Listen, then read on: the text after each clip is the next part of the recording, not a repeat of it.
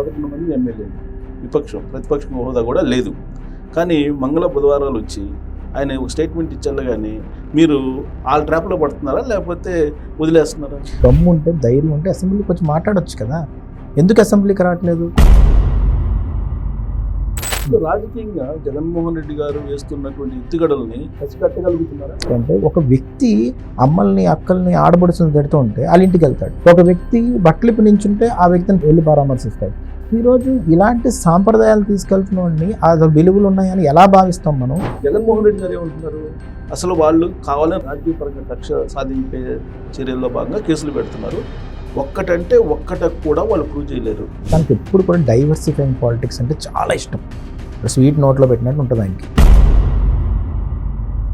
కల్తీ విషయంలో చంద్రబాబు గారు ప్రెస్ మీట్ పెట్టారు. ఆ సందర్భంగా ఇంత దారుణం జరిగినా కానీ వైవి సుబ్బారెడ్డి గారిని కానీ లేదంటే కరుణాకర్ రెడ్డి గారిని కానీ ఈ సిబిఐ వాళ్ళు టచ్ చేయలేదు. వెనక ఎవరున్నారు అనేది ఆయన కూడా అనుమానం చేశారు. ఈ రోజు అలాంటి సపోర్ట్లు అవి జరుగుతాయని నేను మాత్రం ఎట్టి పరిస్థితుల్లోని నమ్మను. అవన్నీ కూడా ఎలా ఉంటాయంటే ఫేక్ ప్రచారాలు ఉంటాయి.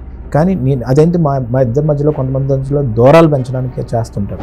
ఇదంతా ఏంటి, జగన్మోహన్ రెడ్డి గారు ఉద్దేశపూర్వకంగా వ్యూహాత్మకంగా చేస్తున్నటువంటి కుట్ర అనుకుంటున్నారా, లేదంటే డబ్బుల కోసం జనరల్గా అవినీతి పాల్పడే కార్యక్రమంలో భాగంగా ఇది జరిగింది అనుకుంటున్నారు? దీంట్లో స్కామ్ జరిగింది, దీంట్లో డౌటే లేదు. ఆ రిపోర్ట్ చూస్తుంటే అర్థమైపోతుంది. దాన్ని సింపుల్ ఒక లైన్లోనే అక్కడ ఏం తప్పు జరగలేదని వచ్చింది, క్లీన్ షీట్ వచ్చింది. ఏదో పేపర్ చదువు బయటకు వచ్చి సిబిఐ క్లీన్ షీట్ వేసింది మాకు, అసలు అక్కడ ఏమి లేదని చెప్పింది. అది పబ్లిక్లో చర్చ జరుగుతున్నప్పుడు కావాలని అంబటి రాంబాబుని, జోగి రమేష్ని వీళ్ళని రెచ్చగొట్టారు. తెలుగుదేశం పార్టీ డైవర్స్ పాలిటిక్స్ చేస్తున్నారు అనేది తరచూ చెప్తుంది. సో ఇవన్నీ ఏంటంటే ప్రజలకు అడ్డంగా దొరికిపోయిన వ్యక్తులు వీళ్ళు. పోనీ వీళ్ళకి ఏమైనా క్రెడిబిలిటీ ఉందా? లేదు. చరిత్రలో ఎప్పుడైనా ఏదైనా సాధించారా? లేదు. మళ్ళీ కులం పేరు ఎత్తుతున్నారా? అది నాకు బాధ అనిపిస్తుంది. ఏ కులమైనా చెప్తుంది సార్ అమ్మని ఎత్తటమని. అంబటి రాంబాబు గారి కుటుంబ సభ్యులు పరామర్శించిన తర్వాత మీడియాతో మాట్లాడుతూ కాపు కింగ్ అంబటి రాంబాబు, జోగి రమేష్ బీసీ, ఈ ప్రభుత్వం కాపులు బీసీల మీద దాడులు చేస్తుంది అనేటువంటి ఫోకస్ చేస్తున్నారు కదా. అయ్యన్న పాత్ర గారు బీసీగా, జోగి రమేష్ బీసీగా, మా బీసీలు తిట్టారని చెప్పేసి చంద్రబాబు నాయుడు గారి ఇంటి మీద దాడి వెళ్ళలేదు సార్. దీని మీద ఇప్పుడు జగన్మోహన్ రెడ్డి గారు ఏమో ర్యాలీలు చేస్తున్నారు.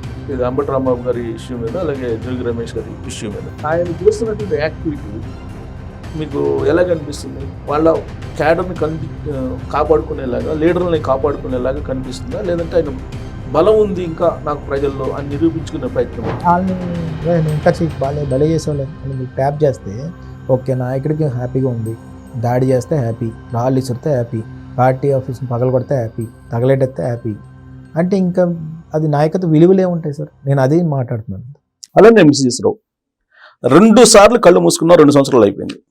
3 సార్లు కళ్ళు మూసుకుంటే 3 సంవత్సరాలు అయిపోద్ది. తర్వాత చూద్దాం తెలుగుదేశం వాటిపల్లి. అప్పుడు ఎవరిని వదిలేదు లేదు. తాట తీస్తాం, గుడ్డలు ఏడు తీస్తాం, డ్రెస్ ఏడు తీస్తాం అని చెప్పి వైఎస్ఆర్ కాంగ్రెస్ పార్టీకి సంబంధించినటువంటి అధినేత జగన్మోహన్ రెడ్డి గారు అంటున్నారు.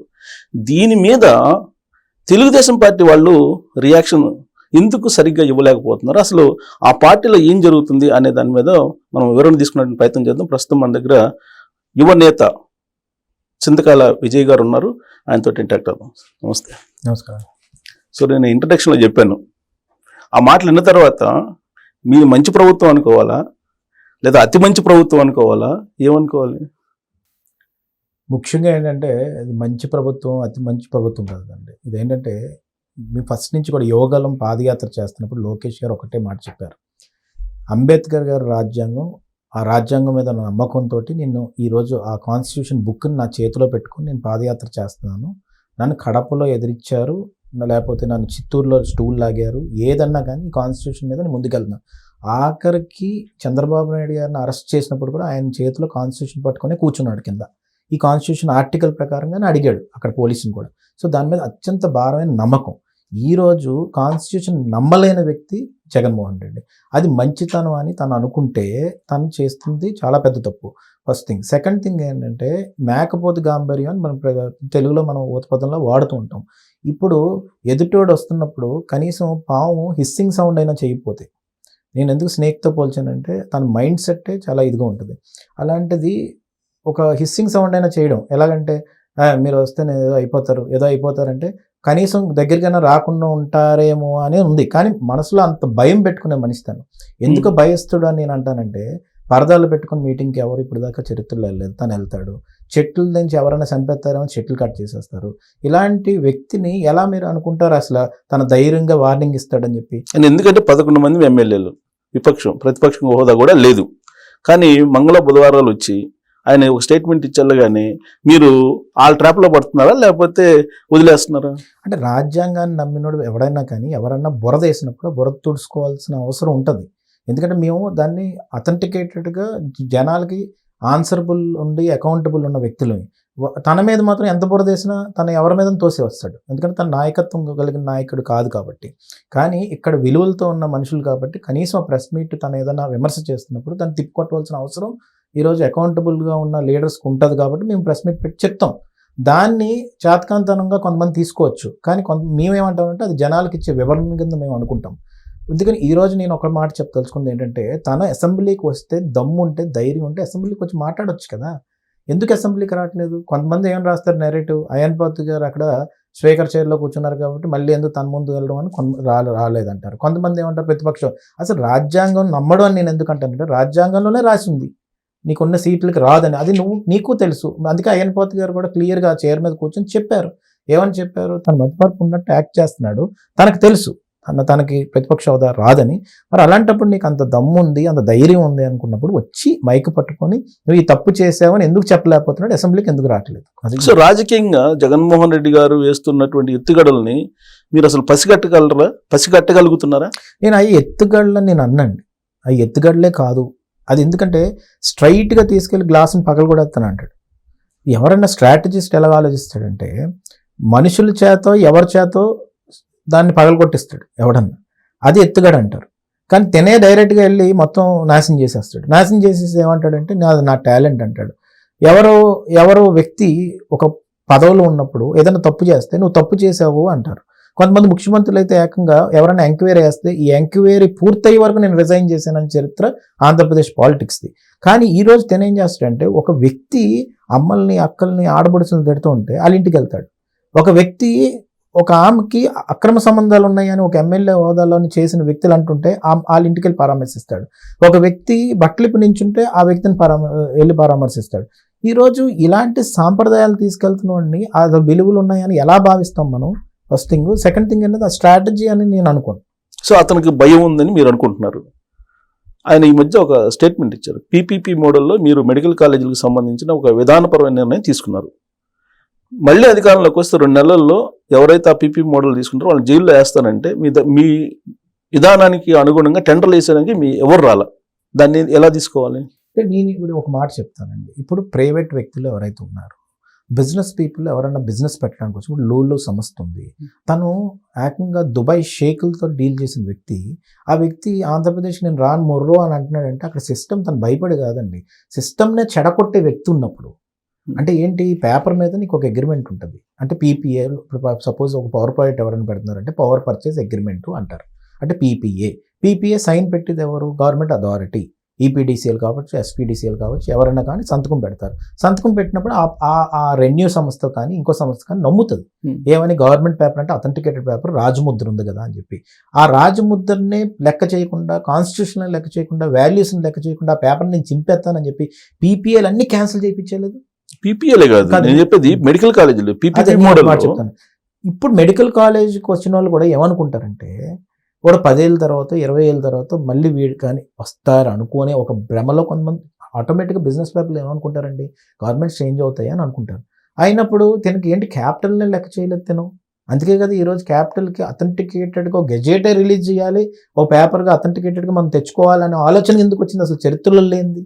ఏ స్టేట్ అయినా క్యాపిటల్ అని డిసైడ్ క్యాపిటల్ అంటారు, కానీ క్యాపిటల్ తను డిసైడ్ చేశాడు కాబట్టి నేను కాదంటానని చెప్పి వెళ్ళే మొండి వ్యక్తిని ఈరోజు రేపొద్దు నాకు కూడా ఎఫెక్ట్ అవుతుందని కొంతమంది బిజినెస్ పీపుల్ ఆలోచించవచ్చు. కానీ ఆ ధైర్యాన్ని కల్పిస్తుంది అనేది ఈ తెలుగుదేశం ప్రభుత్వం అనేది నా భావన. అది బాధ్యత కదా ప్రభుత్వంలో, మీ బాధ్యత కదా. 164 మంది ఎంపీలను ఇచ్చి ప్రజలు మీ చేతిలో అత్యధికంగా మెజారిటీ పవర్ ఇస్తే, మీరు ఏదైతే 2024 ఎన్నికలకు ముందు చెప్పారో, ల్యాండ్ స్కామ్ కానీ, లేదంటే శాండ్ స్కామ్ కానీ, లిక్కర్ స్కామ్ కానీ, ఇవన్నీ చెప్పారు కదా, దానికి పబ్లిక్ ఏదైతే ఎక్స్పెక్ట్ చేస్తున్నారో ఆ పాయింట్ దగ్గర మీరు టచ్ చేస్తున్నారు. అంటే ఇప్పుడు ఎలా ఉంటుందంటే అండి, పబ్లిక్ లో కొంతమంది ఏమనుకుంటారంటే వాడిని తీసుకొచ్చి నడు రోడ్డు మీద ఉరి తీసేవాలి అంటారు కొంతమంది. ఆ ఉరి తీసేవాళ్ళు అనేది సిస్టమేటిక్గా లెజిటిమేట్గా అబైడింగ్ టు లా జరగాలండి. అది గవర్నమెంట్లోని తీసుకెళ్ళిపోయి ఉరి తీసేస్తారా? ఇప్పుడు అలా తీసుకుంటే మన కిమ్కి ఇంకా మాకు తేడా ఉంటుంది. కాబట్టి అది ఎంక్వైరీ జరిగింది. They probed an enquiry. దాంట్లోని అన్ని ఇన్వాల్వ్ అయ్యి ఈడీ ఇన్వాల్వ్ అయింది. ఈరోజు ఈడీ ఇన్వాల్వ్ అయ్యి ఎక్కడో అమెరికాలో ఉండే వాళ్ళని కూడా దాక్కున్న వాళ్ళు తీసుకొచ్చి అరెస్ట్ చేసింది. ఈరోజు పక్కన రైట్ హ్యాండ్ అయిన వ్యక్తులు జగన్మోహన్ రెడ్డి గారి రైట్ హ్యాండ్ ఎవరైతే ఉన్నారో వాళ్ళని కూడా తీసుకొచ్చి అరెస్ట్ చేసి జైల్లో పెట్టారు. పెట్టిన తర్వాత దాని ప్రూఫ్స్ని కనెక్ట్ చేసిన తర్వాత ఎందుకు నేను మాట్లాడి కుబేరా సినిమాతో కూడా కంపేర్ చేస్తున్నారు దాన్ని. ఎందుకు అంటున్నారు? ఆ అకౌంట్స్ అసలు ఇప్పటికొచ్చి మనం చూడలేదు. అన్ఐడెంటిఫైడ్ వ్యక్తుల అకౌంట్స్ని తీసుకొని దాంట్లో ట్రాన్సాక్షన్స్ చేసి కాఫీ షాపుల్లో కూర్చున్న కుర్రోళ్ళు అకౌంట్లో కూడా 10 కోట్లు ట్రాన్సాక్షన్ చేసి ఫార్మ్ హౌస్లో మన కంటికి కనబడే నోట్లు కనబడితే ఇంకంతకంటే పెద్ద స్కామ్ ఏముంటుంది? దాన్ని ఎంక్వైరీ చేసుకొని తీసుకెళ్ళి పద్ధతిగా తీసుకెళ్ళి లాస్ట్కి ఎవరైతే బిగ్ బాస్ ఉన్నాడో వాడికి 100% శిక్ష పడుతుంది. కానీ మీరు అంటున్నారు, కానీ ఇప్పుడు పబ్లిక్లో ఏంటంటే వీళ్ళు కొనందు ఎలికిన పట్టినట్టుగా వీళ్ళు పాత్రదారులు ఎవరైతే ఉన్నారో వాళ్ళనైతే పట్టుకొని ఏదో చేస్తున్నారు. అసలు సూత్రధారులని అసలు వదిలిపెట్టడం ఏంటి అని అంటే అదే చెప్తున్నానండి. పాత్రదారులు సూత్రధారులు ఎవరైతే ఉన్నారో వాళ్ళు 100% రేపు ఉదయం వాళ్ళ నోట్లోంచి అయితే మనిషి పేరైతే బయటకు వచ్చింది అనేది సమాచారం అందరికీ. అది జరిగినప్పుడు అథెంటికేటెడ్గా అంటే ఇప్పుడు ఎలా ఉంటుందంటే అండి, ఇది దొంగ కేసు ఏం కాదు కదా, నిజంగా జరిగిన కేసు అందరికీ తెలిసిపోయింది. ఎవరెవరిదైనా ట్రాన్సాక్షన్స్ ఏ కనెక్షన్స్ వచ్చాయో మొత్తం అథెంటికేటెడ్గా డాక్యుమెంటెడ్ అయిపోయింది.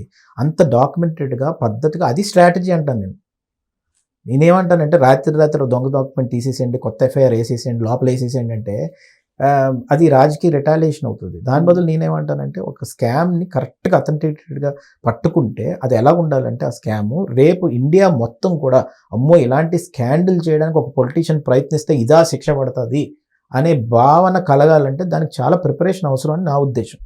సో పొలిటికల్గా నేను ఏమంటానంటే ఇంపల్సివ్ డెసిషన్స్ తీసుకోకూడదు అనేది నా భావన. సో మీరు ఏం చెప్తున్నారంటే చట్ట ప్రకారం మేము వెళ్తున్నామని మీరు చెప్తున్నారు.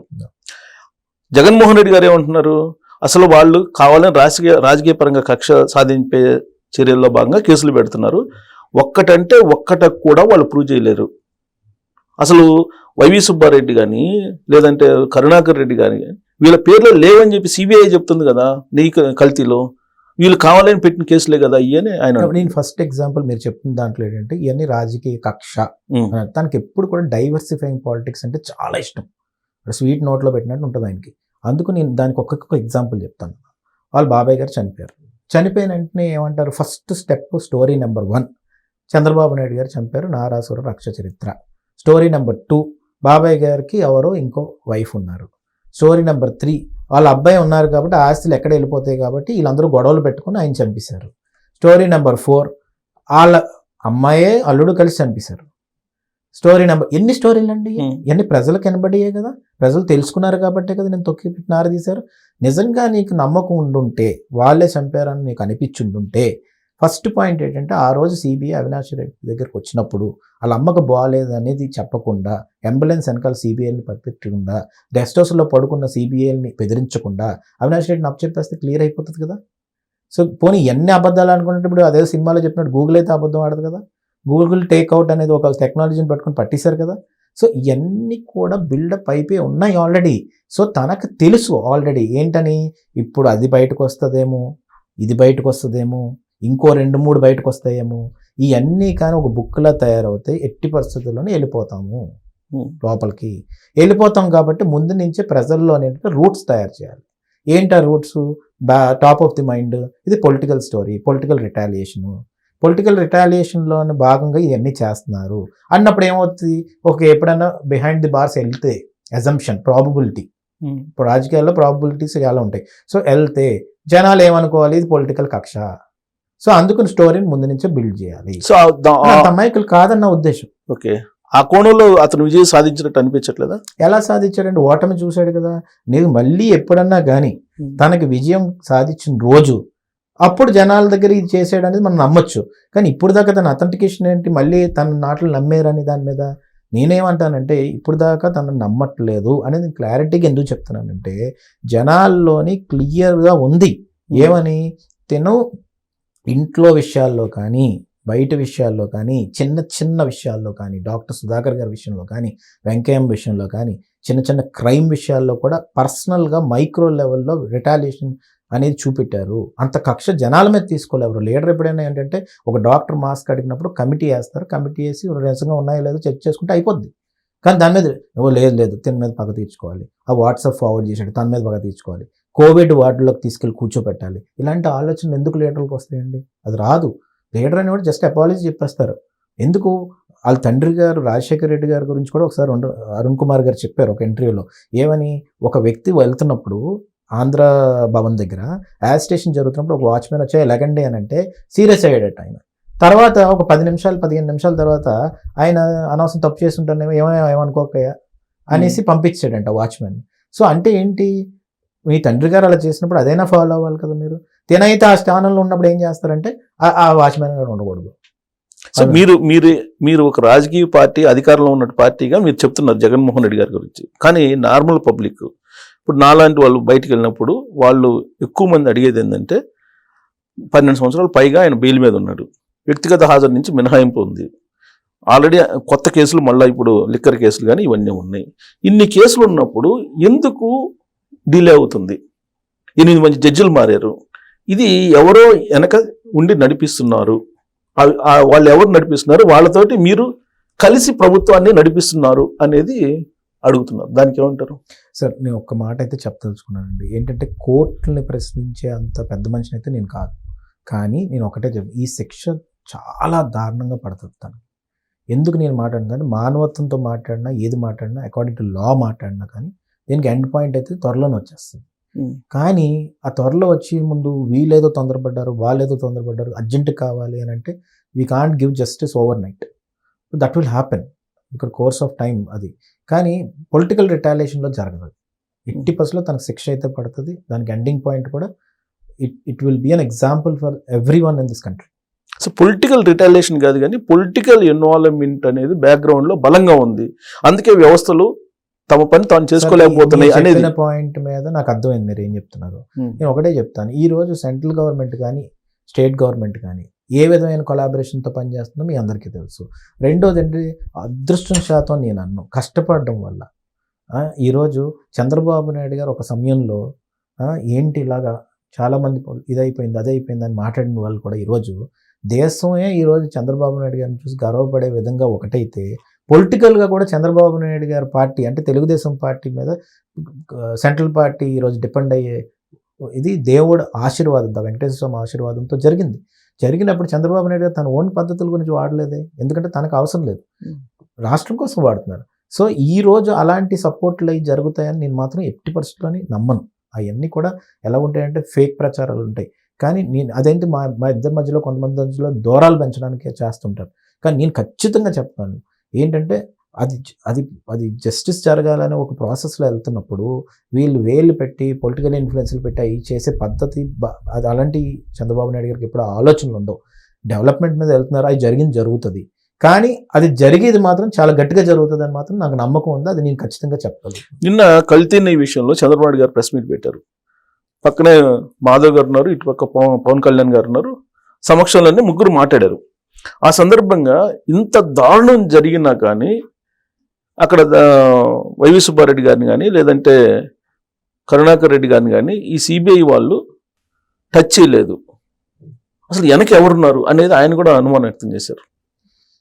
నేను ఒక మాట చెప్తలుచుకున్నాను. ఈరోజు నేనేంటంటే ఈ పరిణామాలన్నీ అనాలిసిస్ చేసిన తర్వాత ఈరోజు పొలిటికల్ పేర్లు ఇనిషియల్గానే ఎవరైతే తీసుకొచ్చారో దానికంటే ముందు దాని ప్రాసెస్ అనాలిసిస్ అనేది ఆ డాక్యుమెంటేషన్లో జరిగింది. నేను ఆయన అనుమానం వ్యక్తం చేశారు ఆ జోలికి నేను వెళ్ళట్లేదు. నేనేమంటున్నాను, నా అనాలిసిస్ నేను చెప్తున్నాను. ఎప్పుడైనా ప్రాసెస్ అనాలిసిస్ చేసినప్పుడు అంటే అర్థం ఏంటంటే ఎంక్వైరీ అనేది పర్ఫెక్ట్గా జరుగుతుందని అర్థం. ఏంటది, ఎవరు ఎంప్లాయీస్ ఇన్వాల్వ్ అయ్యారు, ఎవరు ఎక్కడికి ట్రావెల్ చేశారు, ఎవరికి ఎంత ఎక్స్పెన్సెస్ పడ్డాయి, వీళ్ళందరూ ఎవరు ఇన్వాల్వ్ అయ్యారు, ఏ వాట్సాప్ గ్రూపులు తయారయ్యాయి, ఇవన్నీ కూడా కొంచెం అనాలిసిస్ చేయవలసిన అవసరం ఉంది, జనాలకు తెలియవలసిన అవసరం ఎంతైనా ఉంది. నేనేం చెప్తానంటే 2019 వరకు స్ట్రింజెంట్ రూల్స్ ఉన్నాయి. అంటే ఏ గీని ఎంత కొనాలి, ఏ మిల్క్ని ఎంత కొనాలి, 4 లక్షల లీటర్లు మిల్క్ పర్ డే కావాల్సి ఉంది అని చెప్పి డాక్యుమెంటెడ్గా 2019 ఆగస్టు కూడా ఉంది. అలాగే 12 టన్నులు ఫ్యాట్ అవసరం ఉంది పర్ డే అనేది కూడా ఉంది. 250 కోట్ల టర్న్ ఓవర్ కంపెనీస్కి ఉండాలి గీ ప్రొవైడ్ చేయడానికి అనేది కూడా ఆగస్టు 2019కి ఉంది. అంటే ఏంటి, 2014 నుంచి 19 మధ్యలో ఉన్న గవర్నమెంట్లోని అథెంటిక్ ఎందుకు అంటున్నానంటే ఇది ఫెయిత్ అండి, నమ్మకం. నీకు ఒక చిన్న ఎగ్జాంపుల్స్ నాకు మాట్లాడే అవకాశం ఇవ్వాలి. ఏంటంటే చిన్న ఎగ్జాంపుల్స్ ఏంటంటే రోలెక్స్ వాచ్ వెంకటేశ్వర స్వామి బొమ్మను పెట్టి డైల్స్ని తయారు చేసింది. తయారు చేస్తే 100 తయారైన వెంటనే యాజిటేషన్ మొదలైంది. ఏంటి అనుకుంటున్నావు నువ్వు? వెంకటేశ్వర స్వామి అంటే ఫెయిత్, నమ్మకం. అందుకే మేము ఆ కొండ మీదకి వెళ్తున్నప్పుడు జోళ్ళు ఇప్పేసి కింద పాదరక్షకులు కూడా పక్కన పెట్టేసి గోవిందా గోవిందా అనుకుని మనస్ఫూర్తిగా ఎమోషనల్గా నడుచుకుంటూ వెళ్తాము. వెంకటేశ్వర గోవింద, శ్రీనివాస గోవింద అన్నప్పుడు మా మొత్తం నరాల్లోని మాకు ఆ భక్తిని బయటకు తీసుకొచ్చి ఆ ఎమోషన్తో వెళ్తాం. అది ఫెయిత్. అందుకే రోలెక్స్ లాంటి కంపెనీని కూడా ఇండియాలోకి వెంకటేశ్వర స్వామి డైల్స్ని తీసుకొస్తుంటే ఆపారు. రెండోది, వెంకటేశ్వర స్వామి మీద ఏ బిజినెస్ చేస్తున్నా కూడా అన్ని వర్గాలు బయటకు వచ్చాయి.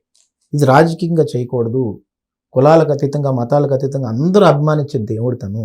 ప్లస్ ఎవరన్నా అక్కడికి వెళ్తున్నప్పుడు అబ్దుల్ కలాం గారు వెళ్ళినా కానీ ఎవరన్నా వెళ్ళినా కానీ డిక్లరేషన్ ఇచ్చి వెళ్తారు. ఎందుకంటే ఆ ఫెయిత్ని కాపాడాలని. ప్రెసిడెంట్ ఆఫ్ ఇండియా వచ్చి నేను ఎందుకు డిక్లరేషన్ ఇవ్వాలంటే ఎవరు అడగరు, కానీ ఇస్తారు. ఎందుకంటే ఫెయిత్ని కాపాడాలని. ఈరోజు నేను ఒక మాట చెప్తాను, ఫస్ట్ నుంచి తన పద్ధతి ఆ ఫెయిత్ని ఎందుకు కాపాడాలని అనుకోవట్లేదు. లక్షలాది మంది కాదు, కోట్లాది మంది, అంతమంది వెళ్తున్నప్పుడు ఈరోజు చూస్తే మనకి 2019 ఆగస్ట్ రోజు నీకు ఆ కండిషన్స్ క్లియర్గా ఉన్నప్పుడు అప్పుడు దాకా కూడా ఫెయిత్ని కాపాడాలనే గవర్నమెంట్ అంత ఫెయిత్తో వెళ్తుంటే, ఎందుకంటే చంద్రబాబు నాయుడు గారు ఎప్పుడు ఒకటే నమ్ముతారు, అల్పీర్లో నేను బతికింది వెంకటేశ్వర స్వామి డైరెక్ట్గా నాకు ఆ ఊపిరిని ఇచ్చారు కాబట్టి ఆ ఊపిరి నా జీవితం కూడా రెస్ట్ ఆఫ్ ది లైఫ్ నేను ప్రజల కోసం చేస్తానని అంత నమ్మకం ఫెయిత్ అని ముందుకెళ్తారు. ఈరోజు నేను చూస్తే 2019 దాటిన వెంటనే ఆగస్ట్ రోజు ఆ స్ట్రింజెంట్ రూల్స్ ఉన్నాయి, టైటన్ చేశారు. 2020కి వచ్చేసరికి అది కూడా జనవరి 23 రోజు, నేను ఖచ్చితంగా డేట్తో సహా చెప్తున్నానండి, ఎందుకంటే ఆ రిపోర్ట్లో ఉంది కాబట్టి. I believe on the system and system of the government of India, CBI and SIT తర్వాత మళ్ళీ సిబిఐ కూడా వచ్చింది. సిబిఐ అంటే మోర్ అథెంటికేటెడ్ ఇన్ఫర్మేషన్ ఉంటుంది. సో వాళ్ళు ఏం చేశారు, 23/1/2020 రోజు కమిటీ కూర్చుంది. కూర్చొని ఏం చేశారు, కండిషన్స్ లూజన్ చేయాలని ప్రయత్నించారు. ఎందుకు చేయవలసి వచ్చింది? అది chief ministers office, you have to have an I on what is happening in TTD కదండి. ఎందుకంటే అది ఫెయిత్ కదా, అంత పవిత్రమైన శాంటిటీ కాపాడాలి కదా. ఆ రోజు మీటింగ్ జరిగింది, నీకు ఎవరికి తెలియకుండా జరిగిపోద్దండి. డైరెక్షన్ ఇవ్వరా అండి, ఎవరు డైరెక్షన్ ఇవ్వకుండా జరిగిపోతుందా? ఇవాళ టీటీడీ చైర్మన్ గారు కూర్చున్నప్పుడు డిస్కషన్ చేస్తారు కదా, మరి ఫెయిత్ నెల కాబట్టి ఎలా చేయాలి, ఇది ఎలా చేయాలి అని చెప్పేసి. ఈరోజు ఎందుకంటే జమ్మకొంత అంతమంది భక్తులు పెరిగిపోతున్నారు టీటీడీ మీదకి, ఎందుకంటే ఆ పవిత్రత ఈరోజు టీటీడీ చైర్మన్ గారు బిఆర్ నాయుడు గారు వీళ్ళందరూ కాపాడుతున్నారు కాబట్టి. ఆ రోజు ఆ మీటింగ్ పెట్టారు, కమిటీ మీటింగ్ పెట్టినంటే ఇమీడియట్గా సెకండ్ మంత్ రోజు, అంటే 14th 2 2020 ఫిబ్రవరి, ఆ రోజు కూర్చొని కండిషన్స్ మార్చేశారే. ఏమని మార్చారు? 4 లక్షల లీటర్లు పర్ డే ఉన్నదాన్ని 2 లక్షల లీటర్లు ఎందుకు తగ్గించారు? Question number 1.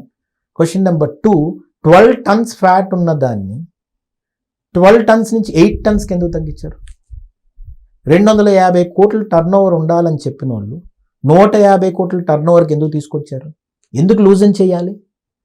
నువ్వు అదే స్ట్రింజెంట్, నువ్వు చిన్న ఏదైనా కంపెనీ దానికి వెళ్ళినప్పుడే చూసావు, పవిత్రమైన లడ్డూని చూసినప్పుడల్లా దేవుడు గుర్తొస్తాడు. అక్కడ నువ్వు లూజన్ చేయవలసిన అవసరం ఏముంది? First point. సెకండ్ పాయింట్ ఏంటంటే, ఆ ఎంక్వైరీలో ఎంత క్లియర్గా ఫోరెన్సిక్ వాళ్ళు మనకి హెల్త్ కొలిది దీంట్లోని అడల్టరేషన్ జరిగింది ఒకటి, నెంబర్ 1. నెంబర్ 2 ఏంటంటే, గీ ప్రొవైడ్ చేయకుండానే దొంగ లారీలను పంపించి దాని మీద బిల్లు రేజ్ చేయడం అనేది. ఎవరండి వీళ్ళందరూ ఎవరు అసలు నాకు అర్థం కావట్లేదు. అసలు మనుషులేనా, పశువులా, లేకపోతే ఏంటి? ఇంకా మనం ఏంటంటే ఆవులు కూడా దండం పెడతాం. ఈరోజు అసలు మైండ్ సెట్ వెంకటేశ్వర స్వామిది అన్నింటినే ఒళ్ళు అన్ని దగ్గర పెట్టుకుని ఉండాలి. కానీ ఈరోజు ఎలా తయారైపోయిందంటే, ఎలాంటి మనుషులంటే వీళ్ళందరూ రాక్షసులని నేను అంటాను. అక్కడ దొంగ లారీల్ని ఆఖరికి ఫాస్టాగ్ని కూడా వెళ్తున్నట్టు చూపెట్టినట్టు డాక్యుమెంటేషన్ తయారు చేసి, ఫారెన్సిక్ రిపోర్ట్ మీరు చదవాలి, డాక్యుమెంటేషన్ తయారు చేసి దాని మీద దొంగ బిల్లులు రేజ్ చేయడం. సరే, దొంగ బిల్లులు రేజ్ చేశారు. ఈరోజు టెండర్ డాక్యుమెంటేషన్లో ఏదైతే లూజన్ చేసిన కండిషన్స్కి కొన్ని కంపెనీస్ వస్తే ఆ కంపెనీస్ని అథెంటికేటెడ్గా సర్టిఫై చేయడానికి టీటీడీ ఎంప్లాయీస్, దాంట్లో అయితే నితీష్ బాబు అని ఒక పేరు రాశారు. అవి ఎక్కడ దొరికి ఈ పేర్లన్నీ? సమీర్ అనే ఒక వ్యక్తి ఆ డైరీలో ఒక ఎంప్లాయీ దగ్గర ల్యాప్టాప్లో ఈ పేర్లు దొరికాయి. ఆ ల్యాప్టాప్లోని వాళ్ళు టీటీడీ విఆర్ వాట్సాప్ గ్రూప్ అని ఒక గ్రూప్ పెట్టుకున్నారు. అంటే తనకి సింక్రనైజ్ చేసి ఉంటాడు ఫోను, ఆ వాట్సాప్ గ్రూప్ ఉంది. ఆ వాట్సాప్ గ్రూప్లోని టీటీడీ ఎంప్లాయీస్ కొంతమందితోటి మాట్లాడిన ఆడియోస్ ఉన్నాయి. ఆడియోస్తో పాటు ఈ వ్యక్తి ఎవరైతే నితీష్ బాబు అక్కడికి వెళ్ళారో, టీటీడీ ఎంప్లాయీ కింద వెళ్ళారో, వాళ్ళకి జిఎం టీటీడీ వాళ్ళకి వీళ్ళందరికీ కూడా ఎక్స్పెన్సెస్కి ఇంత ఖర్చు పెట్టామని కూడా వాళ్ళ నెంబర్ రాసుకున్నారు అక్కడ. ఒకసారి ఎక్స్పెన్సెస్ 50,000 ఇచ్చామని, ఒకసారి ఎక్స్పెన్సెస్కి ఎంత లాక్స్ మీద ఇచ్చాం, ఏం రాసుకున్నారు. ఇవన్నీ ఏంటండి? ఇవన్నీ ఎక్కడ లేని సిబి రాసేస్తుందా? ఇవన్నీ మాట్లాడరు ఎవరు? నేను అందుకని ఈరోజు ప్రజలకు వివరణ ఇవ్వాల్సిన అవసరం ఏముందంటే, ఇంత దారుణాలు జరిగాయండి. ఒక టీటీడీ బోర్డులో ఎంప్లాయీస్ కూడా ఆ రోజు ఇంత విచ్చలవిడిగా ముందుకెళ్తున్నారంటే ఎవరు దన్నున్నారు వెనకాల? ఎవరు ఈ వాట్సాప్ గ్రూపులు పెట్టేసుకొని ఇష్టం వచ్చినట్టు బిల్లులు రేజ్ చేసేసి ఇష్టం వచ్చినట్టు సంపాదించడానికి అదేమన్నా ఓ బిజినెస్ అండి? అది ఫెయిత్, నమ్మకం, కోట్లాది మంది ప్రజలు భక్తుల నమ్మకం. ఆ నమ్మకాన్ని నువ్వు కొల్లకొట్టి ఈరోజు మళ్ళీ ప్రెస్ మీట్కి వచ్చి ఏం జరిగింది, ఎవడేం చెప్పలేదే, నువ్వు అసలు సిబిఐ రిపోర్ట్ చదివా? యు ఆల్వేస్ సే దట్ నా ఏంటని, I believe in the system of the government, I believe in the system of God. ఇక్కడ సనాతన ధర్మం ఒకటండి. నేను చెప్తున్నాను, ఎందుకు నేను ఎమోషన్గా చెప్తున్నానంటే, సనాతన ధర్మం what it always says is irrespect of the religion, truth is one, dharma is one. For truth we have different ways, different religions, different ways. A religion పెట్టమని అనుకోరు. ఆఖరికి సోమనాథ్ టెంపుల్ని మహమ్మదీలు పగలగొట్టారంటారు, కానీ మళ్ళీ అక్కడ పగలగొట్టారంటే మనం ఎప్పుడు అలా పగలగొట్టలే. మనం అని నేను ఎందుకన్నా సనాతన ధర్మం నమ్మిన వాళ్ళు అంటున్నాను. ఇక్కడ హిందూస్ అలాగా. మొన్న చూడండి మీరు, మోహన్ భగవత్ గారు ఆర్ఎస్ఎస్ హెడ్ కూర్చొని ఆర్ఎస్ఎస్లోకి హిందూకే ఎంట్రీ అని మీరు అనుకుంటుంది తప్పు. భారతదేశాన్ని ప్రేమించేవాడికి ఎంట్రీ అన్నారు. దట్ మీనింగ్ ఉందండి ఒక్క లైన్లోని. సో నేను ఇక్కడ ఇంత క్లియర్గా నేను చెప్తుంది ఏంటంటే, సనాతన ధర్మంలో ఏంటంటే పూర్వం నుంచి వస్తుంది ఏంటంటే, మూర్తులు అంటే అర్థం ఏంటంటే, మనం దేవుళ్ళకి దండం పెట్టుకున్నప్పుడు విగ్రహాలు పగలకొట్టే రాజులు వచ్చి మహమ్మదీయులు బయట నుంచి వచ్చి పగలకొట్టినా కానీ గుడులకు దండం పెట్టుకున్నాం. గుడులకు దండం పెట్టుకున్నప్పుడు గుళ్ళు పగలకొడితే సూర్యుడికి దండం పెట్టుకున్నాం. ఏ దమ్ముంటే సూర్యుడిని ఆపు. సనాతన ధర్మంలో చెప్తారు, చంద్రుడికి దండం పెట్టడం, దమ్ముంటే చంద్రుడిని ఆపు. నేను నీరుకి దండం పెట్టుకుంటున్నాను. అందుకే కదా మన సనాతన ధర్మంలో ఏం చెప్తారంటే, గోదావరి సింధు కావేరి జలేస్మిన్ సిమ్మిదం కురు అని చెప్పి మనం స్నానం చేస్తాం. అంటే నీరుని ఆపగలవా? ఆపలేవు. మట్టిని దండం పెట్టుకుంటాం. నాగల చవితికి వెళ్ళి మట్టి తీసి రాసుకుంటాం, దాన్ని ఆపలేరే. ఈరోజు నేను అందుకే సనాతన ధర్మంలో ఏమంటానంటే అండి, కొండను దండం పెట్టుకుంటాం, 7 కొండల వాడు అంటాం. సర్వాంతర్యామి కదా. అరుణాచలంలో ఆ కొండ 3 బిలియన్ ఇయర్స్ బ్యాక్ది. అంటే ఏంటి, హిమాలయాలు పుట్టక ముందుది. శివుడని మనం దండం పెట్టుకుంటాం, దాని చుట్టూరు ఇచ్చేస్తాం. అంటే ఏంటంటే నేచర్ మొత్తాన్ని ప్రొటెక్ట్ చేయమని చెప్పేది సనాతన ధర్మం. అలాంటి సనాతన ధర్మాన్ని నువ్వేం చేస్తున్నావు? ఇంత పవిత్రంగా ఇంత చరిత్ర కలిగిన సనాతన ధర్మం ప్రేమించి ఫెయిత్తో వెళ్తున్న కోట్లాది భక్తులు మనోభావాలను దెబ్బతీసి ఈ రోజు ఏ గుడి అండి, అదేదో గుడి అంట, అదేదో గుడిలో ఎవడా అంట ఇంత తీసాడంట, దానికి అంత రాద్ధాంతం చేస్తావు, ఏదో గుడా. సో ఇదంతా ఏంటి, జగన్మోహన్ రెడ్డి గారు ఉద్దేశపూర్వకంగా వ్యూహాత్మకంగా చేస్తున్నటువంటి కుట్ర అనుకుంటున్నారా, లేదంటే డబ్బుల కోసం జనరల్గా అవినీతి పాల్పడే కార్యక్రమంలో భాగంగా ఇది జరిగింది అనుకుంటున్నారు? ఈ రోజు నేను చెప్తున్నానండి, దీంట్లోని ఇప్పుడు మీరు అన్నారు కొంతమంది పేర్లు రాలేదు ఇవన్నీ చెప్పేసి, ఆ పేర్లు ఎత్తే రాజకీయ కక్ష అంటారు. నేను ఈరోజు నెరేటివ్లు ఎన్ని పక్కన పెట్టేస్తాను. నేను ఒక్కటే భక్తులను అడుగుతున్నాను, ఆంధ్రప్రదేశ్ ప్రజానికాన్ని అడుగుతుంది ఏంటంటే, మనం చెప్పులిప్పి కొండ మెట్లు ఎక్కుతున్నప్పుడు అన్ని దగ్గర పెట్టుకొని శ్రీనివాస గోవింద, వెంకటేశ్వర గోవింద అని చెప్పి ఎమోషనల్గా మనం ఒక దేవుడి మీద నమ్మకం పెట్టుకొని ఏమైనా కానీ నా కాళ్ళకి కానీ నా ఒళ్ళకి కానీ దేవుడే కాపాడుతాడని ఒక నమ్మకంతో భుజస్కంధాల మీద మన ప్రాణాన్ని పెట్టుకొని ముసలోళ్ళేంటి చిన్నోళ్ళేంటి ప్రతి ఒక్కరు కొండెక్కి పైకెక్కి దర్శనం చేసుకొని కిందకు వచ్చి ఒక ఎమోషన్తో వస్తుంటే, ఆ ఎమోషన్ని వేలెత్తి చూపెట్టి ఎటకారంగా మాట్లాడే వాళ్ళ మీద కోపం రాకపోతే ఇంకా ఏం చెప్తామండి? నేను ఈరోజు అంటుంది అంటే రాజకీయ కోణంలో ఇది చూడకూడదు. ఇదేమో నిన్న ఎనాలిసిస్ చెప్తున్నానన్న, దీంట్లో డబ్బుల గురించి ఇవన్నీ నేను ఒక పక్కన పెడితే దీంట్లో స్కామ్ జరిగింది, దీంట్లో డౌటే లేదు. ఆ రిపోర్ట్ చూస్తుంటే అర్థమైపోతుంది. దాన్ని సింపుల్గా ఒక లైన్లోనే అక్కడ ఏం తప్పు జరగలేదని వచ్చింది, క్లీన్ షీట్ వచ్చింది, ఏదో పేపర్ చదువు బయటకు వచ్చి. అంటే చంద్రబాబు నాయుడు గారు క్షమాపణ చెప్పాలి.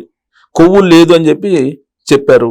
సార్ కొవ్వు ఉందని చెప్పి చంద్రబాబు నాయుడు గారు దీన్ని రాజకీయం చేస్తున్నారు అనేది కదా జగన్మోహన్ రెడ్డి గారు అంటే ఆయన రాజకీయంగా డైవర్సిఫై చేస్తారు. మళ్ళీ అదే డైవర్షన్ జరుగుతుంది. ఇక్కడ అడల్టరేషన్ జరిగింది అన్నారు, అక్కడ నెయ్యే లేదు అన్నారు. ఇక్కడ నేనేం మాట్లాడుతున్నాను, ఆ టెండర్ లూజింగ్ ఎందుకు చేసావని అడుగుతున్నాను. అదే డేట్ల రోజు ఈ వాట్సాప్ కాన్వర్జేషన్స్ జరిగి ఇది కమిటీ కూర్చొని లూజన్ ఎందుకు చేశారని అడుగుతున్నాను. ఈ వాట్సాప్ కాన్వర్జేషన్స్ ఎవరు చేశారని అడుగుతున్నాను. లేని లారీలను సృష్టించింది ఎవరని అడుగుతున్నాను. ఇవన్నీ మరి స్కామ్ జరిగినట్టే కదండి. సో కమిటీ ఏర్పాటు చేసిన దానికి కూడా వాళ్ళు చెప్తుంది ఏంటంటే 2019లోనే తెలుగుదేశం పార్టీ అధికారంలో ఉన్నప్పుడే ఈ కమిటీని ఏర్పాటు చేశారు. మళ్ళీ దాన్ని ఉన్నటువంటి నామ్స్ ని మార్చడానికి ఆ కమిటీని మేము కంటిన్యూ చేసామని. అందుకే కదా డేట్ తో చెప్పాను. నాకు తెలిసి క్వశ్చన్ వాళ్ళు రేజ్ చేస్తారు, అందరూ రేజ్ చేస్తారని.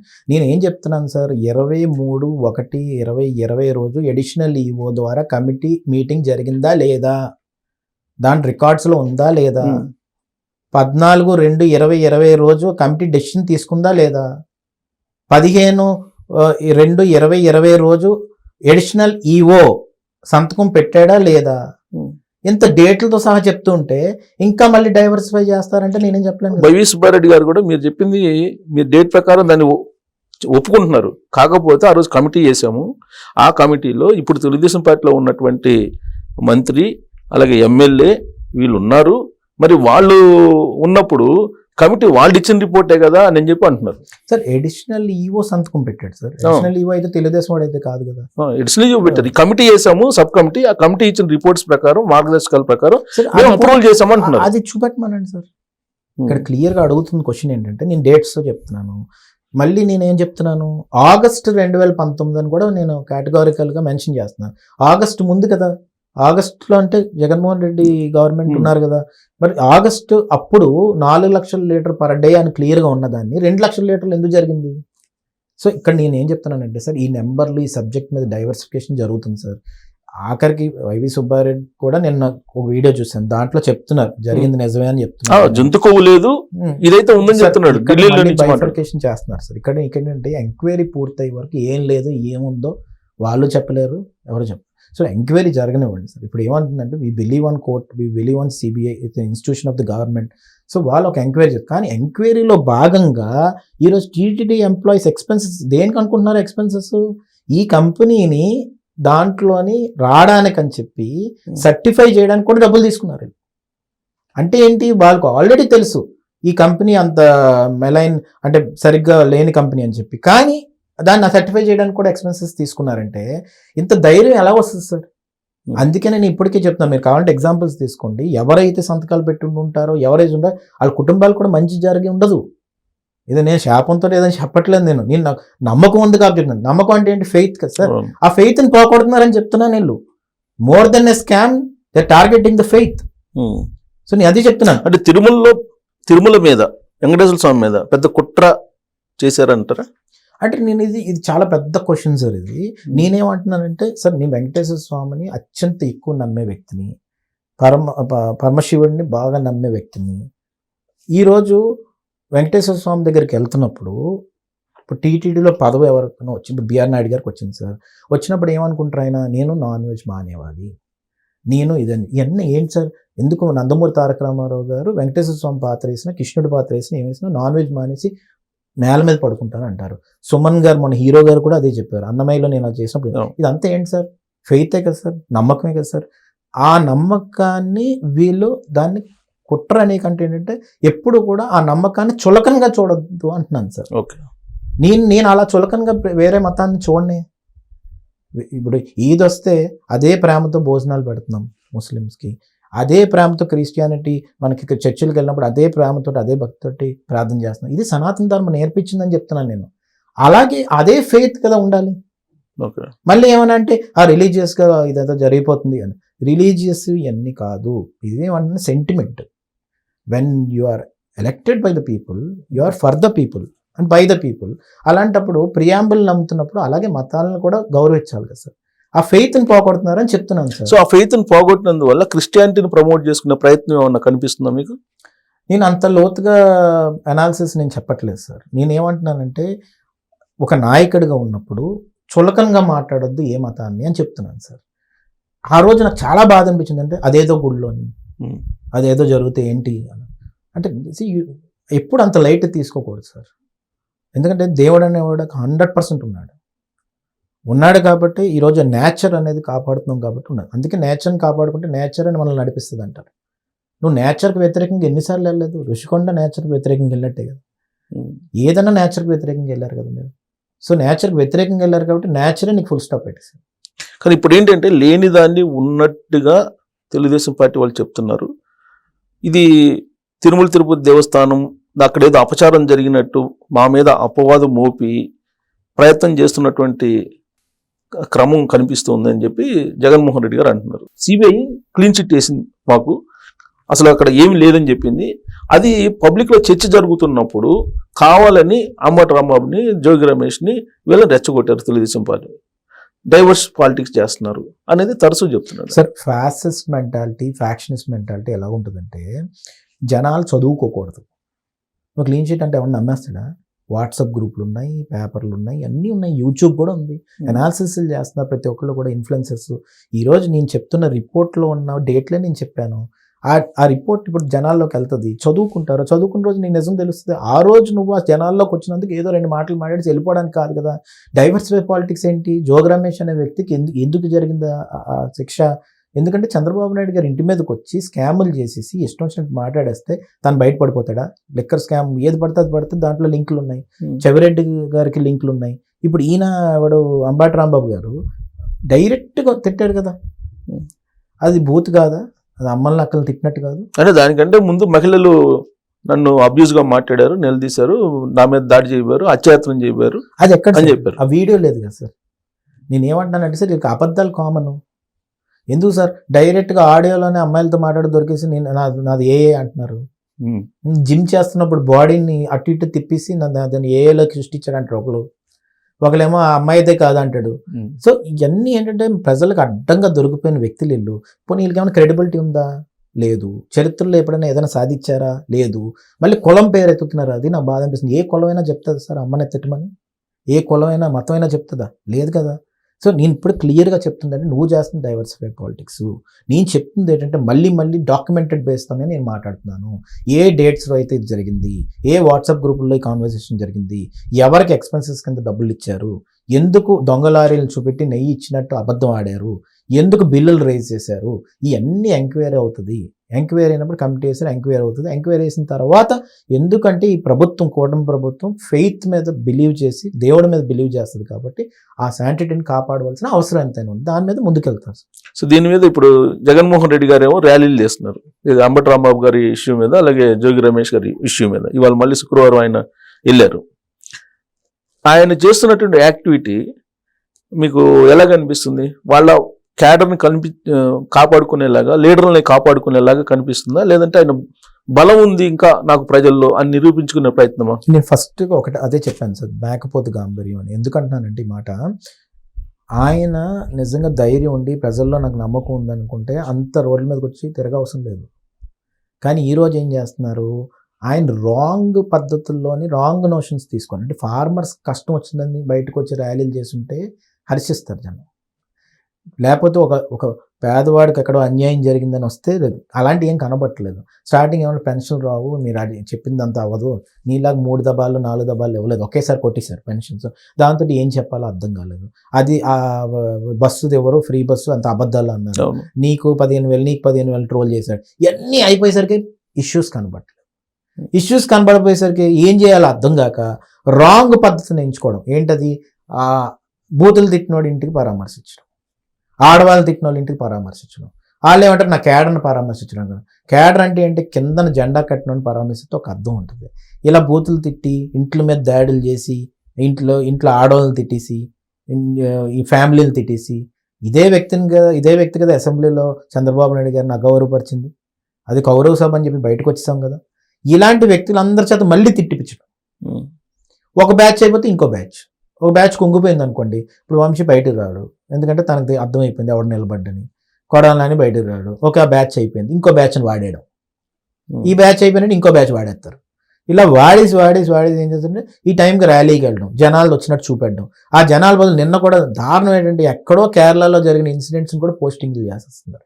అక్కడ జరిగిన క్రౌడ్ వీళ్ళకి వచ్చేసినట్టు.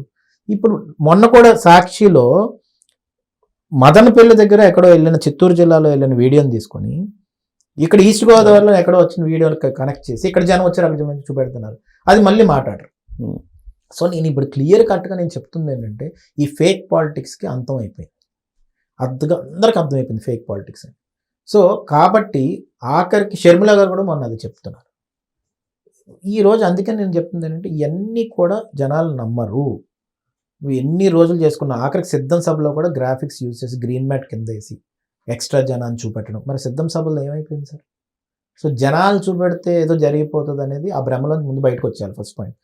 నీ నిజంగా రాజకీయంగా సలహా ఇవ్వాలనుకుంటే ఎవరన్నా కానీ చిన్న చిన్న రైతుల ఇష్యూస్ ఏమన్నా ఉంటే అవి లేవు. ఇప్పుడు ఆ పెన్షన్లు పడకపోతే కేడర్కి ఏమైనా కష్టం అవుతుంది, అలాంటి దానికి వెళ్ళారనుకోండి ఒక అర్థం ఉంటుంది. ఇప్పుడు లోకేష్ గారు ఉన్నారు, ఒక అమ్మాయిని అప్పుడులో విజయవాడలో ఇలా జరిగిన వెంటనే ఆయన వెళ్ళారు. అప్పుడు ఒక పోలీసు ఇప్పటికీ ఎవరికి తెలియదు, ఆయన కాల్ అవుతే ఆయన లెగ్మెంట్ ఎయిర్ అయింది, అయినా కూడా అక్కడికి వెళ్ళాడు. అందుకు లోకేష్ గారు ఈరోజు ఏంటంటే ఆ ట్రాన్స్ఫర్మేషన్, ఆ ట్రాన్సాక్షన్ కొంతమంది నమ్మి ఆయన ఇప్పుడు వాళ్ళు మంగళగిరిలోనే 1,00,000 మెజార్టీ దగ్గర తెచ్చుకొని ఎప్పుడు గెలలేని తెలుగుదేశం పార్టీ ఉన్న నియోజకవర్గంలో జెండా రెపరెపలు ఆడించాడు. ఎందుకంటే జనాలు ఎప్పుడు నమ్మకం కలుగుతుంది అంటే ఆ చిన్న ట్రివియల్ ఇష్యూస్ని కూడా మనం పెద్ద ఇష్యూస్గా తీసుకొని నాయకుడు వెళ్తేనే. నువ్వు ఎలాంటివి చేయట్లేదు కదా, ఇప్పుడు ఎలా నమ్మకం వస్తుంది మీరు అనుకుంటున్నారు? ఆయన ఏమంటారంటే సరే ఆయన స్ట్రాటజీ ఆయనకు ఉండొచ్చు. నిన్న అంబటి రాంబాబు గారు కుటుంబ సభ్యులను పరామర్శించిన తర్వాత మీడియాతో మాట్లాడుతూ కాపు కింగ్ అంబటి రాంబాబు అన్నారు. జోగి రమేష్ బీసీ. సో ఈ ప్రభుత్వం కాపులు బీసీల మీద దాడులు చేస్తుంది అనేటువంటి ఫోకస్ చేస్తున్నారు కదా సార్. నేను అదే చెప్తున్నాను సార్. ఒక వ్యక్తి, ఒక ఇండివిజువల్ బూతులు తిట్టిన తర్వాత, అమ్మల్ని అక్కల్ని ఆడపడుచులను తిట్టిన తర్వాత కుల పెద్దలన్నా ఎందుకు ఓన్ చేసుకుంటారు సార్? ఏ వంశీ అయితే తిట్టిన తర్వాత అదే కమ్మ కులంలో ఎవరన్నా వంశీని పెళ్ళిళ్ళు పిలిచారు అనుకుంటున్నారు మీరు? ఎందుకు? ఒక మానవత్వం లేనప్పుడు, ఒక ఆడవాళ్ళని ఆ విధంగా తిడుతున్నప్పుడు అది కులానికి ఎలా సార్ ఆపాదిస్తారు? అది తప్పు కదా. అసలు ఒకటే జోక్ చెప్పమను, మీకు అయ్యన్న పాత్రి గారు బీసీఏ కదా, జోగి రమేష్ బీసీఏ కదా. మా బీసీలు తిట్టాడని చెప్పేసి చంద్రబాబు నాయుడు గారి ఇంటి మీద దాడికి ఎలా వెళ్ళారు సార్? అయ్యన్న పాత్రి గారు బీసీలు తిట్టాడా? నువ్వు అలాగ వెళ్ళావు అప్పుడు అంటే ఏంటంటే నీకు ఎవరో ఫోన్ చేసి నువ్వు వెళ్ళమన్నారు కాబట్టి వెళ్ళావు. ఈరోజు ఏమన్నా అయ్యన్ పోతే తిట్టాడు కాబట్టి వెళ్ళాను అంటే ఆ రోజు అడిగిన చెప్పిన సెంటెన్స్ ఏంటంటే మా బీసీలు తిట్టాడు. అయ్యన్ పోతే బీసీలను ఎలా తిట్టాడు? సో కాబట్టి కులాన్ని ఎక్కడ వాడాలో కూడా మీకు అర్థం కావట్లా. ఒక అమ్మాయి అయితే ఎవడో దొరికాడు అనుకుందాం సార్, మా కులం వాడరా అంటే కులం చెప్పిందా నీకు? సో నేను ఇప్పటికే చెప్తాను సార్, నా కులం అయినా సరే నన్ను ఎందుకు ఓన్ చేసుకుంటా సార్ నేను అమ్మల్ని అక్కని తిడితే? అందుకే లోకేష్ గారు ఏమన్నారు, నెట్ఫ్లిక్స్ సిరీస్ల్లో కూడా వెబ్ సిరీస్ల్లో కూడా గాజులు వేసుకున్నారు, చీర కట్టుకున్నారు, ఎలా మాట్లాడి తీసేవాలి అన్నారు. అంటే అర్థం ఏంటి సార్? అంత వాల్యూ అమ్మాయిలకి, అమ్మలకి, ఉమెన్కి ఇవ్వాలనే ఉద్దేశం మీదే కదా సార్. సార్ అందుకే నేను ఇవాళ ఏం చెప్తున్నానంటే సార్, వీళ్ళు బాగా అలవాటు అయిపోయింది అది. ఈరోజు కాపు కులం తీసుకుందాం సార్, రంగా గారిని ఒక దేవుడిగా భావిస్తారు. ఎందుకు? పేద ప్రజల కోసం పోరాడిన వ్యక్తి కాబట్టి, పేద ప్రజల కోసం నిలబడిన వ్యక్తి కాబట్టి రంగా గారిని దేవుడిగా భావిస్తారు, విగ్రహాలు పెడతారు. అలాగే వెల్లమ కులం తీసుకుంటే, అలాగే తాండ్ర పాపారాయుడు గారు ఆ రోజు యుద్ధం చేసి త్యాగం చేశారు కాబట్టి వెల్మాస్ చాలామంది తాండ్ర పాపారాయుడు గారిని పెడతారు. అలాగే ఎన్టీ రామారావు గారు కులం తీసుకుంటారు. కానీ ఎన్టీ రామారావు గారు అందరు మనిషి, వీళ్ళందరూ మంచి పనులు చేసిన వాళ్ళు సార్. అంతేకాని ఒక కులం ఏమైనా రాజ్యాంగం ఏమైనా రూల్ బుక్ రాసిందా నువ్వు ఏం తిట్టినా మేము కాపాడుతామని? ఏది రమ్మానండి, అందరినీ మాట్లాడమనండి. There is no justification for this. కానీ సరే అంబటి రాంబాబు గారి మీద ఆయన మాట్లాడారు, ఆయన ఏదో కాపు కింగ్ అన్నారు. పద్మనాభరెడ్డి గారు అలియాస్ పద్మనాభం ముద్రగడ, ఆయన ఒక లెటర్ రాశారుగా, ఈ రాష్ట్రం నుంచి కట్టుబట్టలతోటి కాపుల్ని బయటికి పంపించాలనుకుంటున్నారా అని ఒక పెద్ద పదం వాడారు. సార్ ఈరోజు నేను ఒక మాట చెప్తాను సార్, వాళ్ళందరూ సీనియర్ లీడర్స్ కాబట్టి నేను అంత ఎక్కువ మాట్లాడకూడదు వాళ్ళ గురించి. ప్రతి ఒక్కళ్ళు కూడా వాళ్ళు ఇంట్రోస్పెక్ట్ చేసుకుంటే వాళ్ళ నిజం వాళ్ళకి తెలుసు సార్, అదైతే నేను చెప్పగలను. కొన్నిసార్లు ఏమవుతుందంటే ఆఖరికి ఇన్స్టిట్యూషన్లో ఉన్న పోలీసుని కూడా వాడి యూజ్ చేసి వదిలేసిన టైం వైఎస్ఆర్సీపీలో అయింది. ఈరోజు ఆ పోలీసులే కూర్చొని ఇంట్రోస్పెక్ట్ చేసుకొని నేను చేసిన తప్పు అని వాళ్ళకి అనిపిస్తుంది. అలాగే కులానికి సంబంధించిన నాయకులను కూడా అలాగే వాడారు. దానికి ఒక ఎండ్ పాయింట్ వచ్చిందని చెప్తున్నాను సార్ నేను. కానీ ఇప్పుడు మనకి మొత్తం సీరియస్ తీసుకుంటే సునీల్ గారు ఐపీఎస్, ఆయన దళిత కాపు కాంబినేషన్లో రాజ్యాధికారం ఒక కొత్త పార్టీ కావాలని చెప్పి ఒక నినాదం ఇచ్చారు. దాని కంటిన్యూషన్లో ఇప్పుడు జగన్మోహన్ రెడ్డి గారు కులాలకు సంబంధించినటువంటి ఈక్వేషన్ తీసుకొస్తున్నారు అని అనిపించట్లేదా మీకు రాష్ట్రంలో? అదే చెప్తున్నాను సార్ నేను. ఇప్పుడు ఏమంటానంటే కులాల బేస్ మీద ఆ పిల్లర్స్ వేసుకొని రాజకీయ పార్టీని కానీ నువ్వు డెవలప్ చేస్తే అది కొలాప్స్ అయిపోతుంది. నేనేమంటాను ప్రాంతాల బేసిస్ మీద ఆ రోజు చూడండి అమరావతి ఒప్పుకున్నారు కదా, తర్వాత అమరావతి కాదు వైజాగ్ అంటారు, వైజాగ్ అనేసి మళ్ళీ హైకోర్టు కర్నూలులో అన్నారు. ప్రాంతాల మధ్యన విభేదాలు. 3 క్యాపిటల్స్ ఎందుకు ఉండకూడదు? సౌత్ ఆఫ్రికాకు ఉంది. ఇంత కాన్ఫిడెంట్గా మాట్లాడినాం. పోనీ అది చేశారా? లేదు. కనీసం బెంచ్ తేలేపారు కర్నూలులో. ఉన్న మెగా సీడ్ పార్క్స్ కానీ అన్నీ పోయి కర్నూలు నుంచి. విశాఖపట్నం కొన్ని ప్రజలు హర్షించారా? 4 సీట్లు మళ్ళీ ఓడిపోయారే. మరి అదే 4 సీట్లు అప్పుడు అపోజిషన్ అప్పుడు అంత వేవ్ ఉన్నప్పుడు కూడా మీరు ఓడిపోయారే. మళ్ళీ విశాఖపట్నం ప్రజలు నేను నమ్మలేదు కదా. కానీ నేను ఏమని చెప్తానంటే అల్టిమేట్గా ప్రజలు హ్యుమానిటేరియన్ గ్రౌండ్స్లో ప్రజలను నువ్వు మంచిగా చూసుకొని వాళ్ళ డెవలప్మెంట్ కోసం ఆలోచించి ఎకానమీని పెంచి జిఎస్డిపి పెంచి పర్ క్యాపిటల్ ఇన్కమ్ పెంచితే వాళ్ళ పిల్లలు ఆటోమేటిక్గా ఆ జనరేషన్ ఇప్పుడు జన్జీ కానీ ఏదైనా నెక్స్ట్ జనరేషన్ అయినా కానీ నేను హర్షిస్తాను, నేను గుర్తుపెట్టుకుంటారు. అంతేగాని నువ్వు ప్రాంతాల మధ్యలో విభేదాలు పెంచే కొద్ది అది ఎక్కడో దగ్గర పడిపోద్ది సార్. Full stop. ఇప్పుడు ఆయన చేస్తుంది అదే కనిపిస్తుంది మీకు? 2019 ఎన్నికల ముందు ఏదైతే స్ట్రాటజీ ప్లే చేశారో అదే స్ట్రాటజీ మళ్ళీ కనిపిస్తుందా లేదా కొత్త తరగా కనిపిస్తుందా? అదే స్ట్రాటజీ కనబడుతుంది సార్. క్లియర్ కనబడుతుంది, క్లియర్గా కనబడుతుంది. నిన్న అక్కడికి వెళ్ళి ఆయన మాట్లాడవలసింది ఏంటి? ఆయన తప్పు చేశాడు, డిసిప్లినరీ యాక్షన్ కూడా టీడీపీలో పెట్టేవారు ఇంతకుముందు. ఒక టైంలో అయ్యన్న పాత్ర గారి మీద డిసిప్లినరీ కమిటీ పెట్టారు. అంటే టీడీపీ అంత డిసిప్లిన్డ్గా పనిచేస్తుంది. నువ్వు అక్కడికి వెళ్ళి మాట్లాడవలసింది ఆ పద్ధతులు ఉంటాయి.